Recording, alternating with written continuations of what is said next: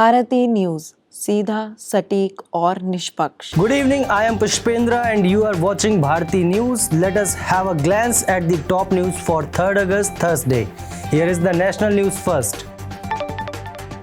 In the Manipur violence, the High Court orders that the status quo at the mass burial site be preserved in a 6 a.m. hearing on August 3rd.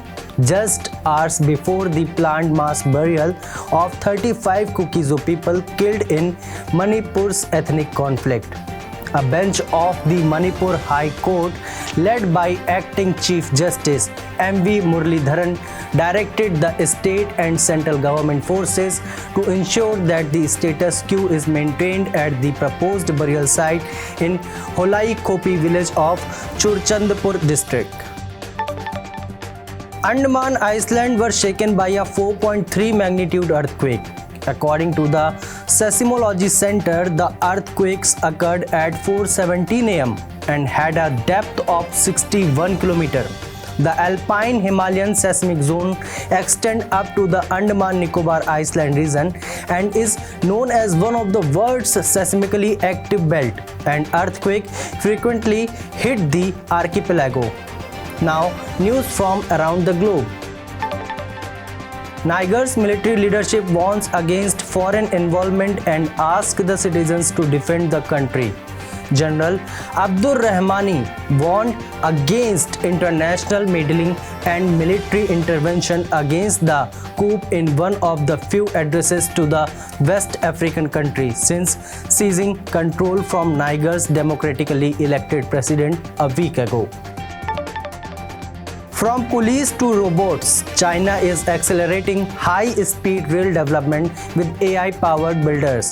The world's largest high-speed rail network is about to expand even more significantly. Several new lines will be added to the country's already extensive network of electric rail travel later this year. Now heading on to the business news. In July, India's services industry climbed at a 13-year high as a result of strong demand. According to a monthly poll released today, India's services sector growth reaches a 13-year high in July, as a significant improvement in demand conditions and a pickup in overseas sales triggered the highest gain in new business and output. The seasonally adjusted S&P Global India Services PMI Business Activity Index increases from 58.5 in June to 62.3 in July, the highest level since June 2010. Morgan Stanley raises India to overweight while downgrading China.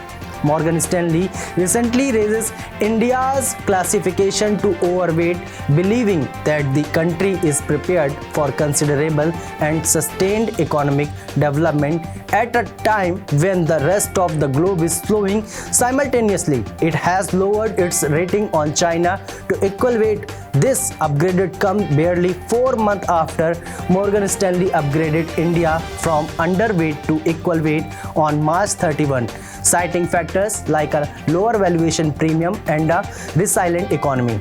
According to Morgan, India has risen from 6th place to 1st place in its ranking. Now, coming on to the last segment, that is the sports news.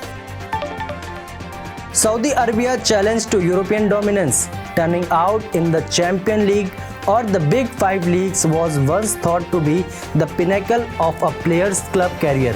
But that is no longer the case. With many stars, some still in their prime and with legs strong enough to withstand the rigors of top-tier football, flocking to the desert kingdom. Pakistan head coach Saqlain Ahmed feels his team will surprise India. Pakistan head coach Mohammad Saqlain said on yesterday that India is ahead of his team in terms of preparation, but vowed to surprise the host in the Asian Champions Trophy hockey match on August 9. That's all for today. Keep watching and like, share and subscribe to our channel Bharati News to stay updated with the recent happenings.